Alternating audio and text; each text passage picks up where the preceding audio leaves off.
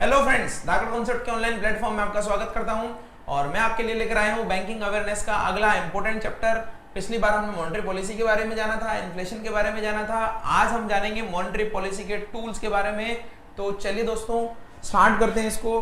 और monetary policy के tools के बारे में जब हम जानते हैं तो टूल्स का मतलब होता है कि किन किन तरीकों से आरबीआई जो है मॉनेटरी पॉलिसी के द्वारा लिक्विडिटी को कंट्रोल करता है। मैंने आपको बताया भी था पिछली बार, ज्यादा लिक्विडिटी, ज्यादा डिमांड, कीमतों में वृद्धि, इन्फ्लेशन में वृद्धि, ये सारी चीजें होगी, यानी मनी में वृद्धि, मनी में वृद्धि, डिमांड में इंक्रीज, डिमांड में इंक्रीज, ये बहुत इजी है।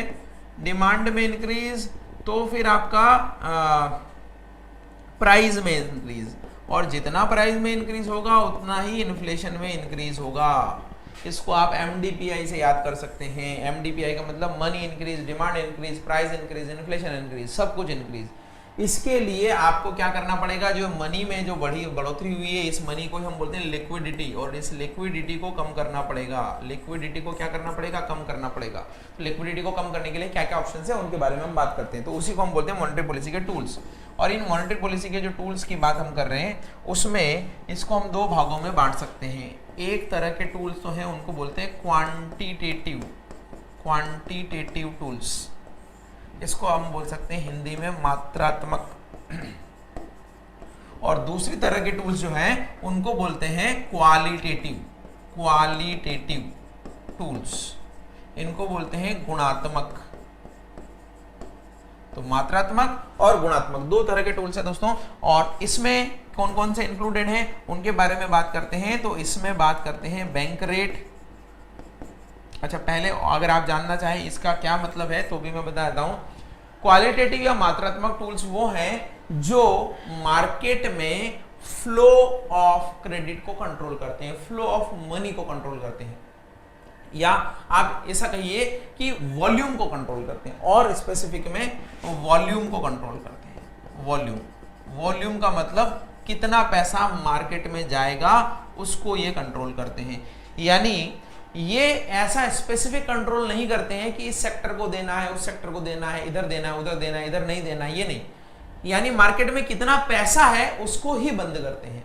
जबकि गुणात्मक जो है वो जो है मार्केट में flow in specific area, flow in specific sector, उसको कंट्रोल करते हैं। फ्लो इन स्पेसिफिक सेक्टर का मतलब यह है कि किसी विशेष क्षेत्र में मुद्रा का प्रवाह रोकना है। जैसे शुगर इंडस्ट्री में मुद्रा का प्रवाह रोकना है, या मैं कहूं कि ऑटोमोबाइल इंडस्ट्री में ही मुद्रा का प्रवाह रोकना है, तो उसके लिए क्वालिटेटिव टूल्स होते हैं। अगर सिर्फ हम बात करें कि रोकना है, जैसे एक मान लीजिए आप ऐसे समझिएगा कि पानी का सिस्टम है, आपके घरों में नल आते हैं रोज सुबह, और उस नल को अगर ऐसे रोकना है कि कल से सभी को आधा पानी मिलेगा जितना मिल रहा था, तो उसको हम बोलेंगे क्वांटिटेटिव। और अगर मैं बोलूं कि सिर्फ इस कॉलोनी में नल नहीं जाएंगे, ये पानी बहुत बर्बाद करते हैं, तो उसको हम बोलते हैं क्वालिटेटिव। यानी कोई स्पेसिफिक चीजों को ध्यान में रखते हुए, स्पेसिफिक सेक्टर को ध्यान में रखते हुए, सेंसिटिव कमोडिटीज को ध्यान में रखते हुए अगर हम कंट्रोल करते हैं तो उसको बोलते हैं क्वालिटेटिव, है ना, गुणात्मक। और अगर हम पूरा ही कंट्रोल करते हैं, सभी के लिए समान रहे वो, तो उसको हम बोलते हैं क्वांटिटेटिव टूल्स। इसमें कौन कौन से टूल्स हैं उनके बारे में हम एक एक करके बात करेंगे। पहले मैं लिख देता हूं CRR, SLR, MSF, SLR,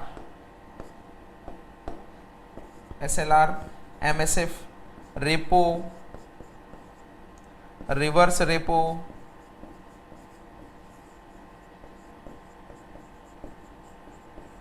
और इसके अलावा इसमें आपके दो टूल्स और आते हैं, मैं यहां लिख रहा हूं, उसको बोलते हैं OMOS, ओपन मार्केट ऑपरेशन, और इसको बोलते हैं आपका मार्केट स्टेबलाइजेशन स्कीम। तो इसमें देखिए, ये जो मैंने बताया था कि मॉनेटरी पॉलिसी बाई मंथली होती है, और बाई मंथली पॉलिसी में इन सारी रेट्स का डिसाइड करते हैं कि कितनी लिक्विडिटी को फेच करना है या कितनी लिक्विडिटी को अब्जॉर्व करना है, आपको लिक्विडिटी की सप्लाई करना है, उनसे रिलेटेड है। ये हर मॉनेटरी पॉलिसी में रेट डिसाइड होती है। अभी लास्ट मॉनेटरी पॉलिसी जो आई थी वो 9 अप्रैल 2020 को आई थी। तो 9 अप्रैल 2020 को जो मॉनेटरी पॉलिसी आई है उसमें ये रेट्स डिसाइड किए। मैं आपको बता देता हूँ, एक ही स्क्रीनशॉट में सारा आपको ध्यान रहेगा, नहीं तो आप आरबीआई की साइट पे जाकर भी अपडेट कर सकते हैं। तो बैंक रेट 4.65 है, सीआरआर इतना है 4.4, एसएलआर है 4.65। बैंक रेट और एमएसएफ बराबर ही होता है आपका। और रेपो रेट जो है वो आपका है, सॉरी एसएलआर को मैंने गलत लिख दिया है, एसएलआर जो है 18% है, रेपो रेट जो है 4.40 है, रिवर्स रेपो रेट 3.75 है, 3.75, 4.4, 4.65, 18%, 3% और 4.65%। ये तो रेट स्पेसिफिक नहीं होता है तो इसको छोड़ दीजिए, ये वाली सारी रेट्स आप ध्यान रखिएगा। तो ये सारे हैं क्वांटिटेटिव टूल्स, यानी मार्केट में वॉल्यूम कंट्रोल करेंगे, कितना मार्केट में सप्लाई करना है। और अगर हम इसमें बात करें तो इसमें 3-4 हैं, उसमें रेट का जरूरत नहीं है। उसमें है एक तो मार्जिन रिक्वायरमेंट, कि कितना मार्जिन जो है रिक्वायरमेंट होगा, इसके बारे में हम बात करेंगे। एक है मॉरल सुएशन, एक है आपका सिलेक्टिव क्रेडिट कंट्रोल,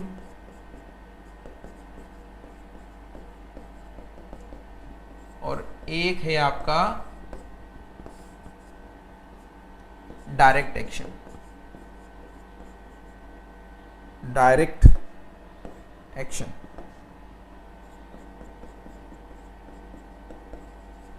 तो margin requirement, moral suasion, selective credit control, direct action, ये सारे जो है क्वालिटेटिव है, ये सारे क्वांटिटेटिव है। इन दोनों में क्या फर्क है जनरल मैंने बताया, इन सारे टूल्स के बारे में अभी हम बात करते हैं।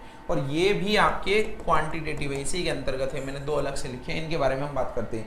ये टूल्स जो है आपको मार्केट में मनी का वॉल्यूम कंट्रोल करते हैं, मात्रा को कंट्रोल करते हैं, कितना मार्केट में पैसा जाना है, एरिया स्पेसिफिक, सेक्टर स्पेसिफिक नहीं बात करते हैं।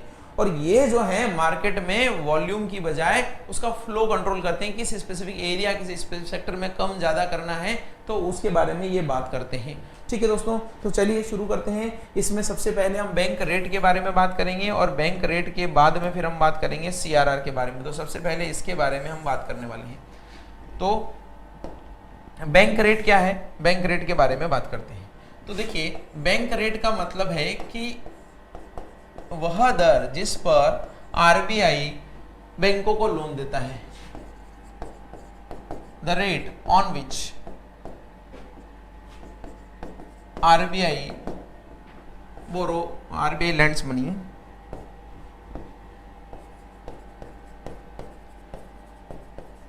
टू बैंक्स, यानी वह दर है जिस पर आरबीआई बैंकों को लोन देता है।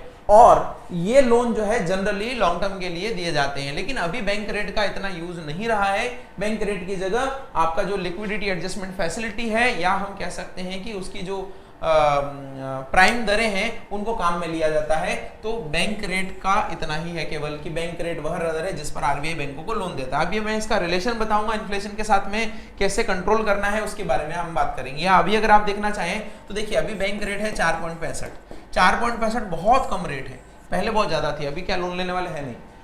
तो अगर मैं कहता हूं कि मार्केट में बहुत सारा रुपया है और अभी मुझे इस मार्केट में जो रुपया गया है उसका फ्लो रोकना है, तो मैं इस रेट को 4.65 से बढ़ाकर 9-10% कर देता हूं। ये रेट भी रही हुई है पहले, 9% मैंने देखी हुई है। तो 9% रेट अगर कर दूंगा तो मार्केट में जो बिजनेसमैन है वो जाएगा बैंक के पास और बैंक वालों को बोलेगा कि लोन दीजिए। बैंक वाले उसको बोलेंगे कि लोन की दर तो 12% है। बिजनेसमैन सोचेगा इसमें कमाऊंगा क्या, खाऊंगा क्या, तो वो लेगा नहीं, और बैंक भी आगे से आरबीआई से लेंगे नहीं। यानी बैंक बिजनेसमैन को लोन नहीं दे पाएंगे और बैंक आगे से लेंगे भी नहीं, क्योंकि महंगा लोन है, वो उतना जाएगा नहीं। तो अगर आपको मार्केट में इन्फ्लेशन को कम करना है या लिक्विडिटी को कम करना है तो इसका अपोजिट रिलेशन बनेगा, यानी इसको बढ़ाएंगे तो मार्केट में लिक्विडिटी जो है बढ़ेगी नहीं। इनको हम इनडायरेक्ट टूल्स बोलते हैं, और डायरेक्ट इंडायरेक्ट का क्या फर्क है वो भी अभी आपको हम बता देते हैं। तो एक बार ये समझ लीजिए कि बैंक रेट जो है ऐसी दर है जिस पर आरबीआई बैंकों को लोन देता है। इस रेट को आप थोड़ा अगर और पीछे चले जाएं तो इस रेट को एक और नाम दिया जाता है डिस्काउंट रेट। इसको डिस्काउंट रेट भी बोला जाता है, बैंक रेट को ध्यान रखिएगा, डिस्काउंट रेट भी बोला जाता है। डिस्काउंट रेट का मतलब वह दर जिस पर आरबीआई बैंकों के बिल ऑफ एक्सचेंज को डिस्काउंट करता है। यानी बिल ऑफ एक्सचेंज एक ऐसा इंस्ट्रूमेंट होता है जिस पर अगर आप किसी व्यक्ति से उधार माल खरीदना चाहें तो आपको प्रॉमिस करेगा कि 3 महीने बाद मैं उसको दे दूंगा। वो आपके पास पड़ा रहता है सिक्योरिटी के तौर पर। 3 महीने बाद अगर वो आपको दे देता है तो अच्छी बात है, नहीं देता है तो आप उसको कोर्ट में स्यू कर सकते हैं। वैसे ही बैंकों के पास भी कई सारे लोगों से बिल ऑफ एक्सचेंज आए हुए रहते हैं और अगर वो बिल ऑफ एक्सचेंज उनको पैसे की जरूरत है बैंक को, तो आरबीआई से पहले डिस्काउंट करा लेगा। डिस्काउंट कराने का मतलब यह है कि अगर 100 रुपए का बिल है तो उसको 90 रुपए या 85 रुपए में आरबीआई से पैसा ले लेगा और बिल ऑफ एक्सचेंज आरबीआई को दे देगा। तो आरबीआई क्या करता है, ये 15 काटेगा, 10 काटेगा या 5 रुपए काटेगा 100 में से, वो डिपेंड करता है इसकी रेट पर। जैसे अभी अगर बैंक रेट 4.65 है तो आरबीआई 100 रुपए में से 4.6.5 ये काट के 95.35 पैसा दे देगा। इसी को बोलते हैं डिस्काउंट रेट, क्योंकि इस पर बिलों का एक्सचेंज होता है। तो ये रेट अभी उतना काम में नहीं आती है जितना पहले इस पर लोन दिया जाता था। अभी जो है पॉलिसी रेट्स काम में आती है, और पॉलिसी रेट्स का मतलब है रेपो रेट। तो रेपो रेट को हम बोलते हैं रीपर्चेज ऑप्शन, इसका फुल फॉर्म है रीपर्चेज ऑप्शन। और इस रीपर्चेज ऑप्शन का मतलब होता है कि आप आरबीआई से लोन लीजिए, शॉर्ट टर्म के लिए अगर आपको आरबीआई से लोन लेना है तो आप आरबीआई से लोन ले सकते हैं, और उसके बदले में आपको आरबीआई को कुछ देना पड़ेगा, और वो क्या देंगे, सिक्योरिटी देंगे। तो आप ऐसे समझिए कि अगर कोई बैंक है वो आरबीआई के पास जाता है और आरबीआई को बोलता है कि लोन दीजिए, तो इस बैंक को इनको सिक्योरिटीज देनी पड़ेगी, सिक्योरिटीज, और आरबीआई इसके बदले में इसको लोन दे देगा। ये सिक्योरिटीज क्या होती है, ये जनरली गवर्नमेंट सिक्योरिटीज होती है। सिक्योरिटी को आप ऐसे समझिएगा कि एक ऐसा कागज जिस पर सरकार ने मुहर लगा के ये दे दिया है कि आपके हमारे पास पैसे जमा है। जैसे आप बैंक में एक एफडी जमा कराते हैं, बैंक वाले आपको क्या बोलते हैं, ये कागज ले जाइए, जब भी आपको पैसे चाहिए कागज लेके आ जाएगा, रसीद। वैसे ही गवर्नमेंट को जब हम या जनता पैसा उधार देती है, चाहे वो नेशनल सेविंग सर्टिफिकेट हो या गोल्ड बॉन्ड हो या कोई किसान विकास पत्र हो, इंदिरा विकास पत्र हो, जब आप गवर्नमेंट को पैसा जमा कराते हैं तो गवर्नमेंट उसके बदले में क्या करती है, उसके बदले में सरकार आपको रसीद देती है, और उस रसीद का मतलब ये होता है कि वो ही सिक्योरिटी है। ऐसे ही बैंक कई सारी सिक्योरिटी में इन्वेस्ट करते हैं, पैसा तो इन्वेस्ट कर देते हैं, उनके पास कागज रहता है, तो वो कागज भी एक तरीके की सिक्योरिटी होती है जो आरबीआई को दी जाती है, उसके बदले में आरबीआई लोन देता है। अगर इस बैंक ने लोन नहीं चुकाया तो आरबीआई उस सिक्योरिटी को क्या करेगी, जहां पर भी इन्वेस्ट किया हुआ है वहां से पैसा वापस ले लेगी। तो ये आरबीआई जो है सिक्योरिटी के बदले में लोन देता है, और ये सिक्योरिटी को, इसका नाम रीपर्चेज है। इसका मतलब थोड़े टाइम बाद, मान लीजिए 3 महीने के लिए आपने लोन लिया था, तो 3 महीने बाद आरबीआई क्या करेगा, वापस ये उल्टा सिस्टम चला देगा। अब बैंक जो है आरबीआई को वो लोन वापस चुका देगा, ये लोन को रीपे कर देगा, और इस लोन को रीपे करने के बदले में आरबीआई वापस उनको क्या करेगा, सिक्योरिटी वापस कर देगा। तो बात हो गई बराबर, यानी पहले आपने परचेज, आरबीआई ने सिक्योरिटी को परचेज किया और वापस बैंक ने उन सिक्योरिटी को रीपर्चेज कर लिया, यानी कि सिक्योरिटी को पैसा देके छुड़वा लिया। यही तो करते हैं आप बैंक में जाते हैं तो गोल्ड लोन के बदले में आप लोन देते हैं, गोल्ड लोन के बदले में जब आप लोन लेते हैं तो जब लोन पूरा हो जाता है गोल्ड वापस ले लेते हैं। वैसे ही बैंक ने सिक्योरिटी दी, लोन लिया, जब लोन पूरा हो गया तो सिक्योरिटी वापस ले ली और पैसा दे दिया, लोन को रिपे कर लिया। तो इसी को हम बोलते हैं रीपर्चेज ऑप्शन। और अभी मैंने आपको दर बताई थी इसकी दर कितनी है, इसकी दर है अभी 4.4%, ये दर है रेपो रेट की। इसके बाद इसको पॉलिसी रेट भी बोलते हैं। इसके बाद में एक और है आपका reverse repo rate, reverse repo rate. तो रिवर्स रेपो रेट जो मैंने बताया उसका जस्ट उल्टा है कि अभी जो है देखिए बैंकों को पैसे की जरूरत थी तो बैंकों ने क्या किया, आरबीआई से लोन लिया कि आप मुझे लोन दे दीजिए।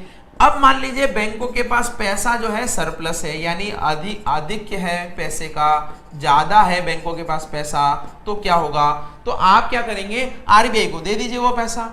आपको आरबीआई इसके बदले में क्या देगा, इंटरेस्ट देगा। आपका अगर पैसा एक्सेस है तो आरबीआई को पैसा ट्रांसफर कर दीजिए, उस पैसे के बदले में आरबीआई आपको इंटरेस्ट देगा, क्योंकि वो पैसा अगर आपके पास पड़ा रहेगा तो डबल तो होगा नहीं।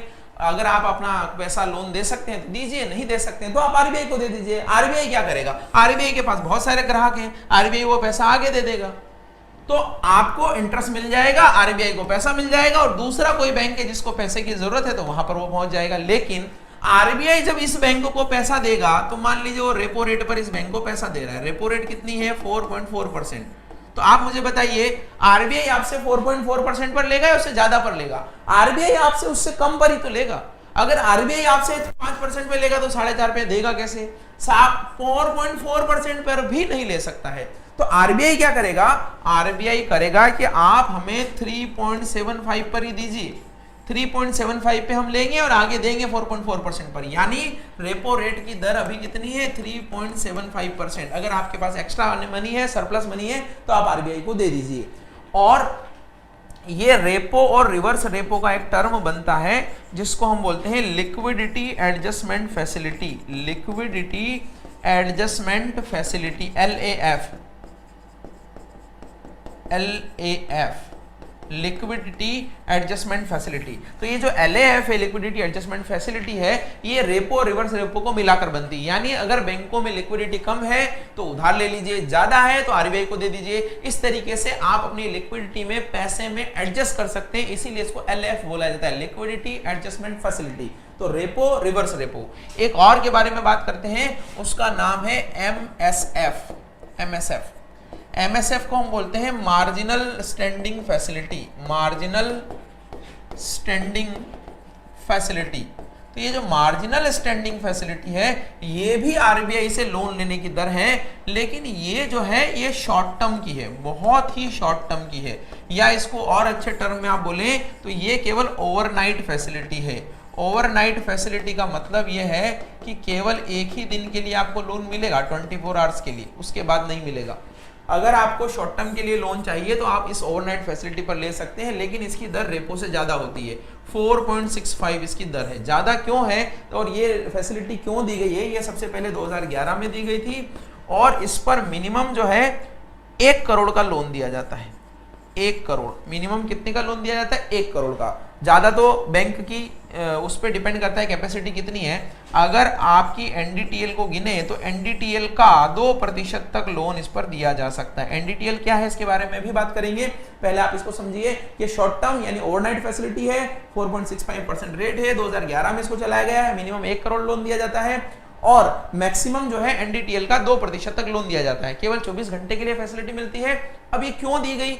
आप कहेंगे कि रेपो रेट पर ही ले लेते, इस पर क्यों दी जाती है? तो देखिए, कई बार बैंकों को इमरजेंसी फंड की जरूरत पड़ती है और वो इमरजेंसी फंड बैंक क्या करते हैं कि मार्केट से लेते हैं। एक बैंक दूसरे बैंक से लेता है, दूसरा बैंक तीसरे बैंक से लेता है। अगर मार्केट में पैसे की कमी है, मार्केट में पैसा कम है, तो खींचतान चलेगी और एक व्यक्ति ज्यादा रेट देने के लिए तैयार होगा क्योंकि उसको पैसे की जरूरत है। अगर पैसा नहीं मिलेगा तो 5 की बजाय 6% भी ब्याज देने के लिए तैयार होगा। तो ये इंटरेस्ट रेट में जो वॉलेटिलिटी है, यानी इंटरेस्ट रेट में जो उतार चढ़ाव है, उसको कंट्रोल करने के लिए और बैंकों को स्मूथ फाइनेंसिंग करने के लिए यह फैसिलिटी 2011 में शुरू की गई होगी। समझ में आ गया होगा? तो आगे बढ़ते हैं। मार्जिनल स्टैंडिंग फैसिलिटी के बाद एनडीटीएल की हम बात कर रहे थे। तो एनडीटीएल का मतलब क्या है? एनडीटीएल का फुल फॉर्म तो है net demand and time liability, net demand and time liability. अब देखिए, ये लायबिलिटी किसके पर्सपेक्टिव से है ये आप समझेंगे तो आपको इजी समझ में आ जाएगा। लायबिलिटी का मतलब होता है दायित्व और हम बैंक के पर्पज से यहां पर बात कर रहे हैं। बैंक के पर्पज से बात करने का मेरा मतलब यह है कि बैंकों की लायबिलिटी, बैंकों की नेट लायबिलिटी कितनी है, चाहे वो डिमांड हो चाहे टाइम हो। तो आप देखिए बैंकों के पास क्या लायबिलिटी है।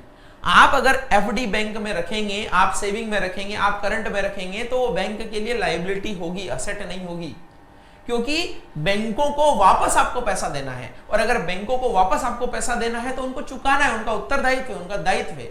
तो हम ये बोल रहे हैं कि यहां पर डिमांड और टाइम लायबिलिटी क्या है। तो बैंकों के पास में आपका जो धन जमा है वही बैंकों का दायित्व है और उसी को हम बोलते हैं एनडीटीएल, बैंकों के पास में आपका जमा। तो आप इसको ऐसे बोल सकते हैं कि बैंकों के पास में जो टोटल डिपॉजिट है उसी को हम एनडीटीएल बोलते हैं। कुल जमाएं जो बैंकों के पास में है उसी को हम बोलते हैं एनडीटीएल। अब ये टाइम भी हो सकता है, डिमांड भी हो सकता है। तो इसके बारे में बात करते हैं कि डिमांड क्या है और टाइम लायबिलिटी क्या है। तो डिमांड लायबिलिटी वो लायबिलिटी है जो आपको मांगने पर वापस चुका दी जाए, जैसे सेविंग अकाउंट, करंट अकाउंट में पड़ा हुआ पैसा, क्योंकि ये एक फिक्स टाइम पीरियड के लिए नहीं होता है। आप जैसे जमा कराते हैं वैसे उसको ले सकते हैं, आज चाहे आज ले सकते हैं, कल चाहे कल ले सकते हैं, जब चाहे तब ले सकते हैं। इसीलिए इसको बोलते हैं डिमांड लायबिलिटी। और टाइम लायबिलिटी का मतलब है कि एक विशेष समय के लिए पैसा जमा कराना, जैसे एफडी और आरडी। एफडी और आरडी में जमा पैसा एक टाइम लिमिट के लिए होता है, इसलिए इसको टाइम लिमिट बोलते हैं, टाइम लायबिलिटी बोलते हैं, इसको डिमांड लायबिलिटी बोलते हैं। इन दोनों का जोड़ ही यानी इन दोनों का जोड़ ही जो कुल जमा होता है, कुल जमाएं हैं, वही आपका एनडीटीएल है। तो कुल जमाएं बोल सकते हैं, टोटल डिपॉजिट्स बोल सकते हैं, करंट सेविंग एफडी आरडी में पड़ा हुआ पैसा बोल सकते हैं, इन सबको मिलाकर हम बोलते हैं एनडीटीएल। और इसी एनडीटीएल का यानी बैंकों के पास जितना ज्यादा डिपॉजिट होगा एमएसएफ उतना ज्यादा मिलेगा, एमएसएफ के तहत लोन उतना ज्यादा मिलेगा। अगर बैंकों के पास कम डिपॉजिट होगा तो उसका 2% भी कम होगा, अगर ज्यादा डिपॉजिट होगा तो उसका 2% भी ज्यादा होगा। तो इस एनडीटीएल का 2%, 2% ऑफ एनडीटीएल का आपको एमएसएफ के तहत लोन मिलेगा। समझ में आई बात? ये आगे भी काम आएगा, समझिएगा। आपके मन में इनके लिए भी क्वेश्चन आ रहा होगा कि ये क्या है वो क्या है, तो हम आगे पढ़ेंगे, धीरे धीरे इनकी बात करेंगे। अभी तक मैंने आपको बताया बैंक रेट, मैंने आपको बताया क्या बताया, और मैंने आपको बताया अभी तक बैंक रेट, मैंने आपको बताया रेपो, मैंने आपको बताया रिवर्स रेपो, मैंने आपको बताया एमएसएफ। इन सबको इनडायरेक्ट क्वांटिटेटिव टूल्स बोलते हैं, इनडायरेक्ट टूल्स बोलते हैं। देखिए, और अब जो मैं आपको बताने जा रहा हूं सीआरआर और एसएलआर, इनको डायरेक्ट बोलते हैं। डायरेक्ट क्यों बोलते हैं, डायरेक्ट क्यों बोलते हैं इनडायरेक्ट, ऐसे समझिएगा, फिर इसको बात करेंगे। मैंने बताया था कि मार्केट में पैसा है, और मार्केट में जो पैसा है उसको कम करने, उसको कंट्रोल करने के लिए दो ही तरीके हैं। या तो आप इसका फ्लो रोक दीजिए, या फिर यहां से इसको बाहर निकाल दीजिए। तो जिन टूल्स से ये फ्लो रुकता है उसको हम बोलते हैं इनडायरेक्ट, जिन टूल से इनको एब्जॉर्ब किया जा सकता है उसको बोलते हैं डायरेक्ट। यानी यहां पे डायरेक्ट इंपैक्ट करेगा। इसको ऐसे समझिए कि मार्केट में पैसा है, इन्फ्लेशन बहुत ज्यादा हो गई है, लिक्विडिटी बहुत ज्यादा हो गई है, तो जब मार्केट में फ्लो रुकेगा तो भी जो पैसा मार्केट में अवेलेबल है वो तो कहीं नहीं जाएगा, वो तो वहीं रहेगा, और इससे इन्फ्लेशन कंट्रोल उतनी तेजी से नहीं हो पाएगी जितनी तेजी से होना चाहिए। इसीलिए डायरेक्ट टूल्स ज्यादा इंपैक्ट करते हैं, ज्यादा अच्छे होते हैं, क्योंकि वो तुरंत मार्केट से लिक्विडिटी को खींच कर बाहर निकाल देते हैं, तो एकदम इन्फ्लेशन कंट्रोल आ जाती है। जबकि इनमें तो क्या होता है कि आप जब इनकी रेट्स बढ़ाएंगे, बैंक बढ़ा दिया, रेपो बढ़ा दिया, रिवर्स रेपो बढ़ा दिया, एमएसएफ बढ़ा दिया, तो रेट बढ़ने से बैंक यहां से लोन लेंगे नहीं, आरबीआई से। आरबीआई से लोन अगर लेंगे नहीं तो यहां पैसा आएगा नहीं, यहां पैसा आएगा नहीं तो वो आगे नहीं देंगे, ठीक है, लेकिन जितना पड़ा है उतना तो बैंक में रहेगा ना, मार्केट में रहेगा। उससे इन्फ्लेशन उतने कंट्रोल में त्वरित तरीके से नहीं आती है, इमीडिएट नहीं होती है। इसीलिए उसके लिए हम डायरेक्ट टूल्स यूज करते हैं, उसको बोलते हैं सीआरआर और एसएलआर। तो सीआरआर और एसएलआर क्या है? पहले सीआरआर की अगर आप बात करें तो सीआरआर को बोलते हैं cash reserve ratio, cash reserve ratio. तो ये कैश रिजर्व रेशियो क्या है? नकद आरक्षित अनुपात, नकद आरक्षित अनुपात। और ये नकद आरक्षित अनुपात क्या है? एक सर्टेन परसेंट ऑफ एनडीटीएल। ये नकद आरक्षित अनुपात है सर्टेन परसेंट ऑफ एनडीटीएल। यानी एनडीटीएल मैंने आपको बता दिया, net demand time liquidity. Certain percent of NDTL का मतलब है certain percent of NDTL to be deposited, ध्यान से सुनिएगा, to be deposited in form of cash with RBI. यानी ये एक सर्टेन परसेंट ऑफ एनडीटीएल होता है जो आरबीआई के पास इन फॉर्म ऑफ कैश, ध्यान से सुनिएगा, इसलिए बोला था कि कैश के रूप में आपको आरबीआई के पास जमा कराना होता है। और जब आप कैश के रूप में इसको जमा कराते हैं तो वही सीआरआर कहलाता है। अभी 3% है, यानी अगर आपकी टोटल जमाएं हैं 100 रुपया तो उसमें से 3 रुपया जमा कराना पड़ेगा आरबीआई के पास। अब आपके पास लोन देने के लिए कितना पैसा बचेगा? 97। इसी को आप लोन के रूप में दे सकते हैं। ऐसा नहीं कि सारा आया सारा उड़ा दिया लोन में, ऐसा नहीं कर सकते। 100 में से 3 रुपया आप वहां देंगे, 97 बचेगा, उसी का कर सकते हैं। तो certain percent of NDTL to be deposited with RBI in form of cash, इसी को बोलते हैं सीआरआर। अगर आप सीआरआर मेंटेन नहीं करते तो आपको पेनल्टी लगती है, वो भी बात करते हैं। एक बार एसएलआर देख लेते हैं। तो एसएलआर को बोलते हैं statutory liquidity ratio, statutory liquidity ratio, यानी इसको बोलते हैं वैधानिक तरलता अनुपात, वैधानिक तरलता अनुपात। अब देखिए स्टैच्यूटरी लिक्विडिटी रेशियो क्या है? ये भी जो है वही परिभाषा है जो मैंने अभी आपको बताई थी, ये भी वही है। ये है certain percent of NDTL to be to be deposited की जगह आप लिख लीजिए to be reserved with bank itself, यानी बैंक के खुद के पास में इसको रखना होता है in form of gold, cash और सिक्योरिटीज।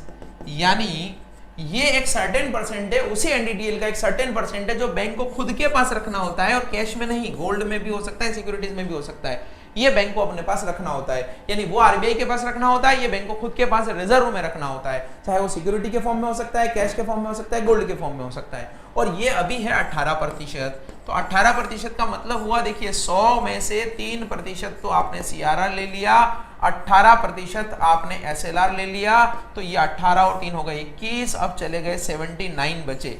यानी अगर कोई बैंक डिपॉजिट लेता है 100 रुपए का, यानी एनडीटीएल अगर उसका 100 है तो उसमें से 79 का ही लोन दे पाएगा। ऐसा क्यों?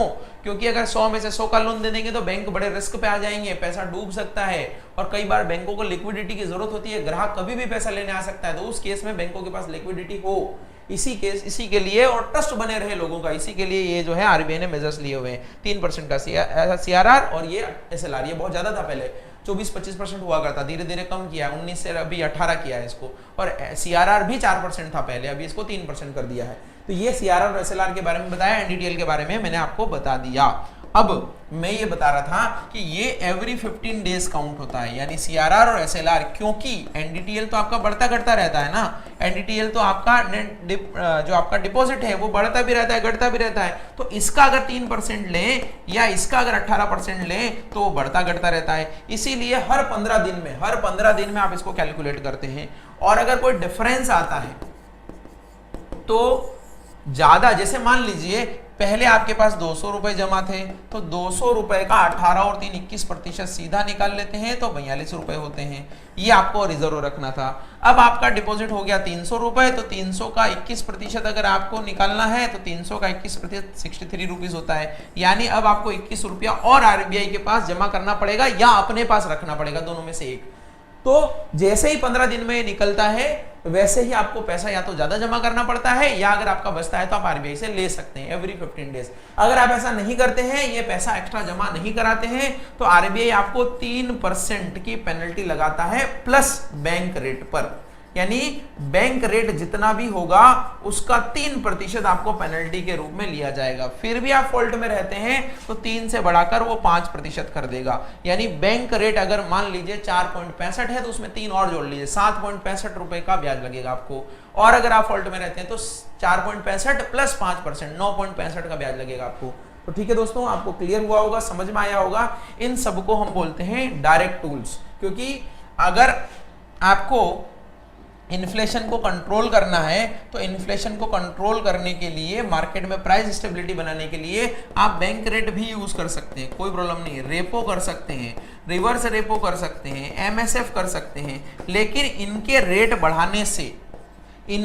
बढ़ाने से मार्केट में लिक्विडिटी एब्जॉर्ब नहीं होगी, मार्केट में बस क्या होगा, लिक्विडिटी का फ्लो रुक जाएगा, इसीलिए इनको इनडायरेक्ट बोलते हैं। लेकिन दूसरी तरफ सीआरआर और एसएलआर अगर आप जो बढ़ाते हैं तो मार्केट से लिक्विडिटी को आप बाहर निकाल सकते हैं, एब्जॉर्ब कर सकते हैं, इसीलिए इनको बोलते हैं डायरेक्ट। तो देखिए इनमें सब में सीधा रिलेशन है, अगर इनकी रेट बढ़ेगी, इनकी रेट भी बढ़ेगी, तो मार्केट में लिक्विडिटी क्या होगी, घटेगी, यानी एक में तो फ्लो कम होगा और एक में सीधा अब्जॉर्ब हो जाएगा, और इन दोनों से इन्फ्लेशन क्या हो जाएगी, फिर कंट्रोल हो जाएगी।